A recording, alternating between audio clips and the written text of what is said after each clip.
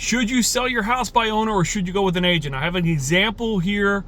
Obviously, I'm a real estate agent, so I'm going to be very pro-agent, so forgive me. I'm sure that doesn't apply to everybody. I'm sure plenty of people will tell you they sold their house on their own, they did great, everything was wonderful, they did a great job, they didn't need an agent. But I'm going to give you an example of why you should get one. I had a client recently come to me selling a property in as-is condition, needed a lot of work. It was an estate. It was not going to be qualifying for any traditional financing, certainly wasn't going to be qualifying for any government-backed agency types of financing. And they received an offer as a for sale by owner from an agent who said, don't worry, don't worry, don't worry. This is an as-is transaction. The buyer's not going to be doing any inspections whatsoever. You have nothing to worry about. But what they did not tell that person was that that buyer was getting an FHA loan.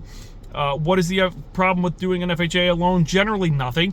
They're great programs, but if you're trying to buy a house in as-is condition that needs a lot of work and is maybe not particularly livable, that is not going to work for an FHA loan unless you do a renovation loan with FHA, which many people don't really end up doing at the end of the day. So when they called me, they said, whoa, whoa, whoa, whoa, whoa, whoa, whoa, freeze right here, don't move forward.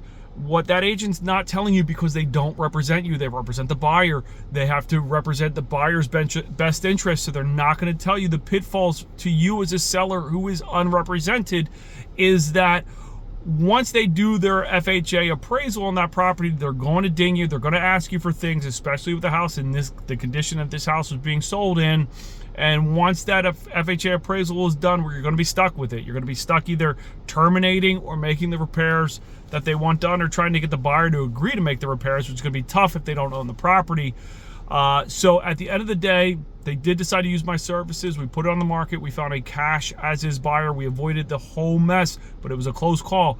Just one of the reasons you should consider talking to a real estate agent before you put your house up for sale. If you're leaning towards going for sale by owner, there are definitely things involved that you may not be fully prepared for. There could be pitfalls. There could be a buyer's agent that has a little bit of skill behind them and knows how to get you into something that maybe not be in your best interest. So just a cautionary tale. Explore all the options before you do anything, but definitely speak to a real estate professional.